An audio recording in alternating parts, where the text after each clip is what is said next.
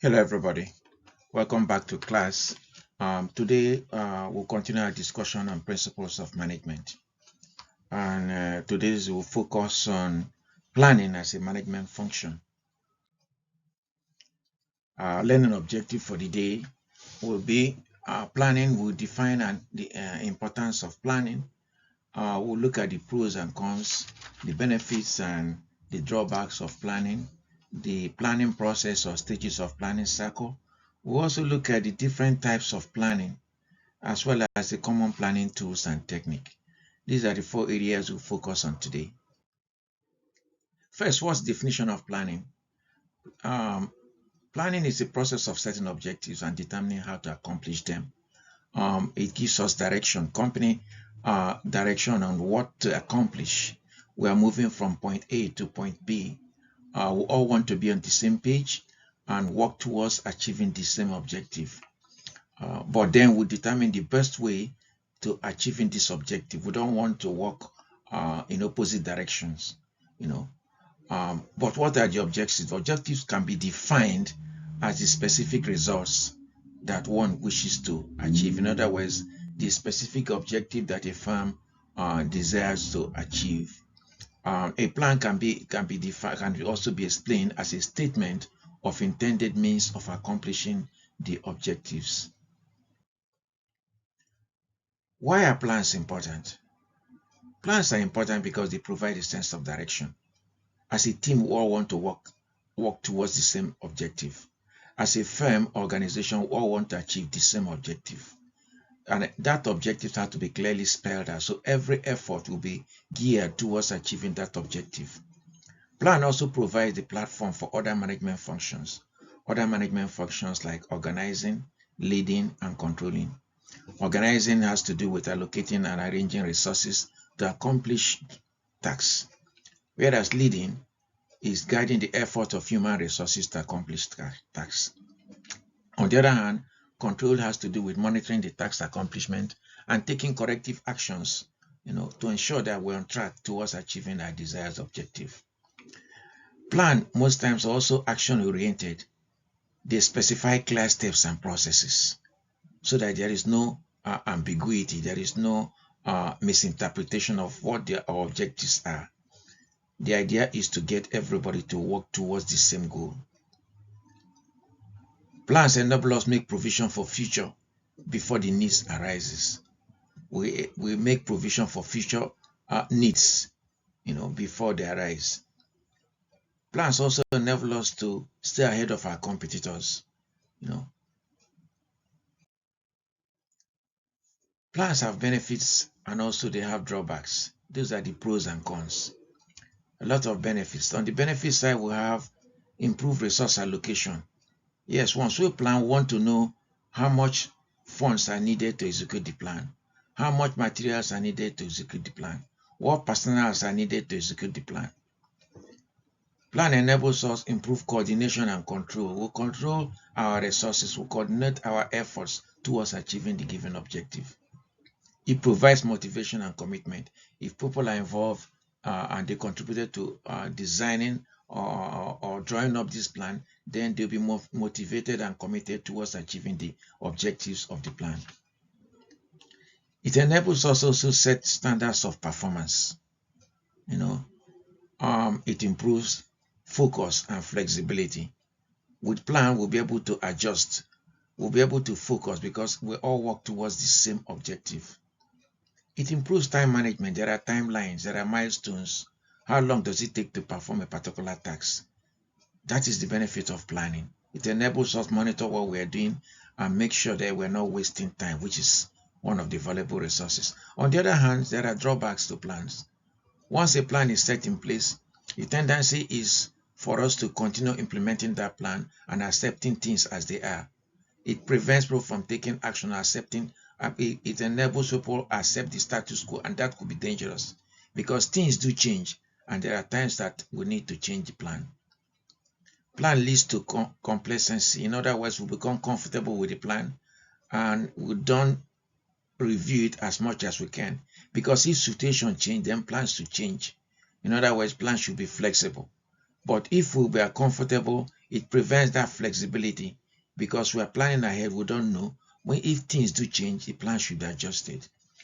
The other drawback is that it inhibits creativity because once we accept a plan, the tendency is for people to over reliance on that plan without thinking outside the designed objective or the designed steps, because there are changes that can affect the steps that are being taken, changes in the environment, changes within the organization.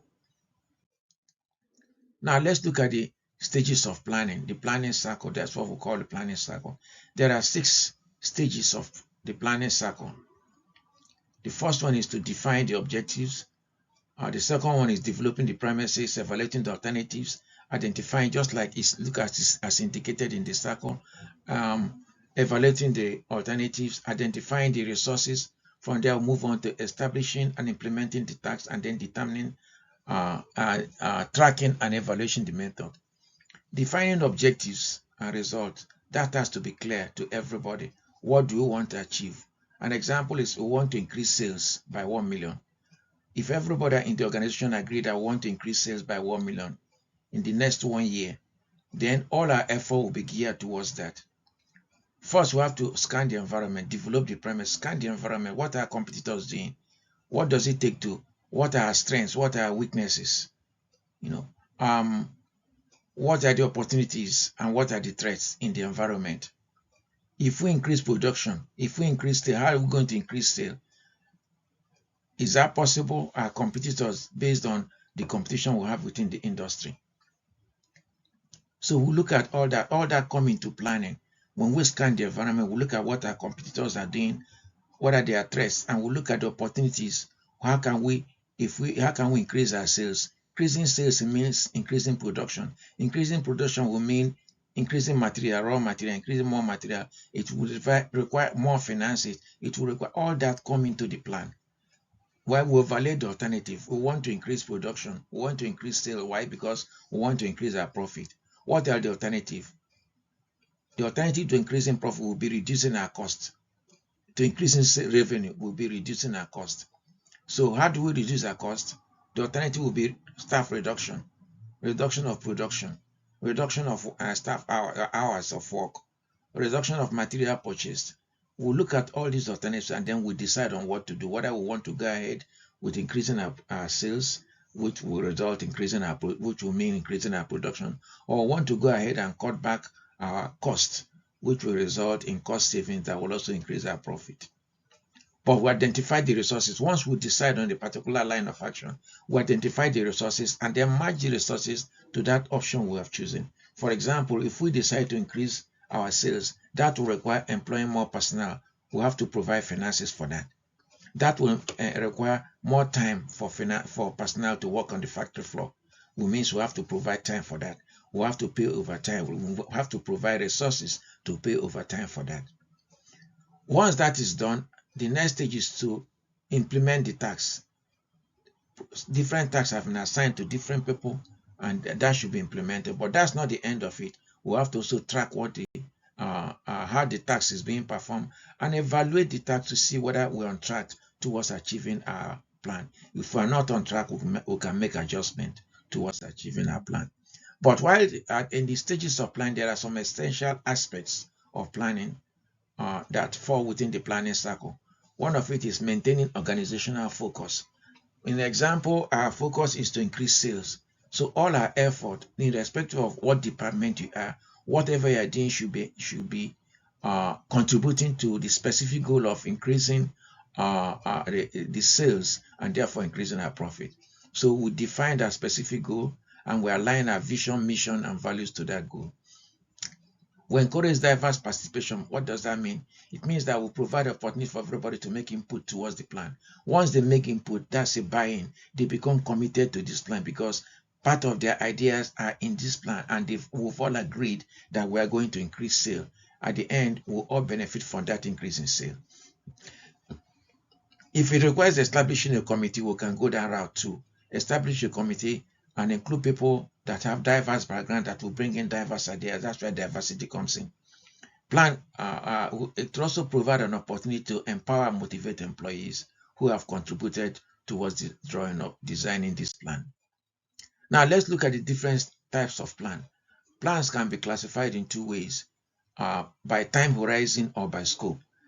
Time horizon has to do with whether it's a long-term plan, a short-term plan. Short-term plan can be as short as a month or a few months or a year. Long-term plans can be more than a year, from 2 years up to 10 years. Mostly the long-term plan can also be termed strategic, because that's where the top management responsibility lies. They plan for the entire organization for the next 2 years or 5 years, and those are long-term plan, and they are called strategic plan because they are for the entire organization. Short-term plan can be operational plan within the department for short-term to maybe for a project to increase production for a month or for 2 months or for 6 months. Those are short-term plans, but in that case we have to allocate time. Is for a year or less. Allocate resources, and it must be monitored and updated, the short-term plans. But what we need to note here is that short-term plans are contributing to the long-term plan. They can be in conflict. They have to align to each other. Long-term plan, under the long-term plan, there are short-term plans that are milestone towards achieving the long-term plan. Another type of planning is standing plans. These are policies, procedures, and regulations. There are also single one-off project or event plan like budgeting. These are the common tools of planning. Policies, procedure, and regulation. The budgeting, forecasting, contingency plan, scenario planning, and bank match. We'll go through each of these and break it down so that we can see what they entail. One of the tools, policy, procedure, and regulation. Policies are broad guidelines for smooth operations. Example, hiring and firing, promotion, because these are things that happen periodically. So there are written down plans, policies that each time you want to, for example, each time you want to employ, there are steps you need to take before somebody is hired. Then procedures are steps to be followed in establishing operation. They reflect company policies.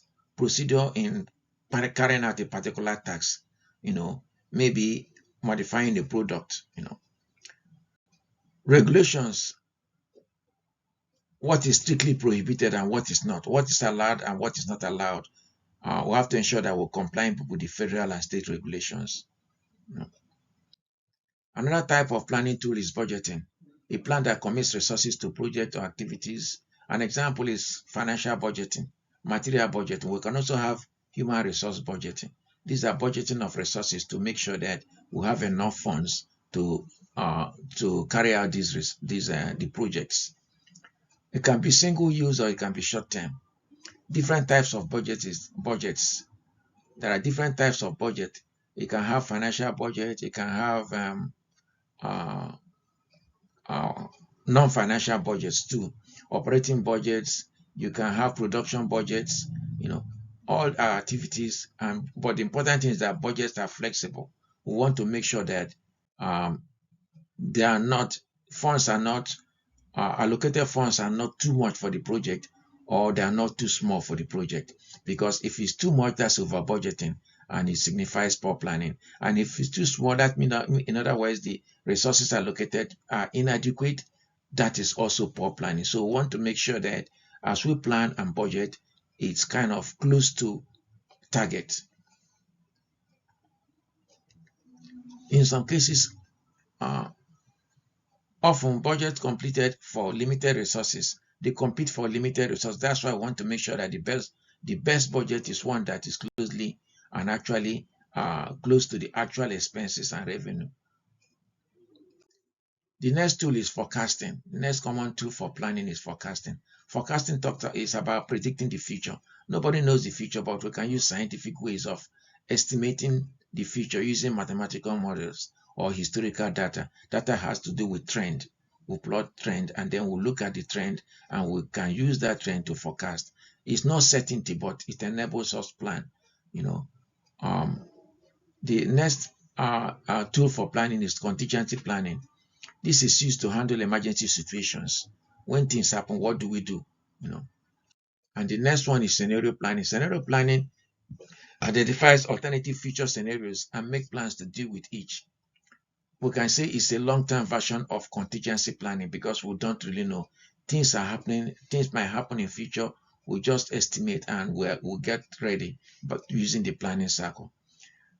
The sixth planning tool is benchmarking.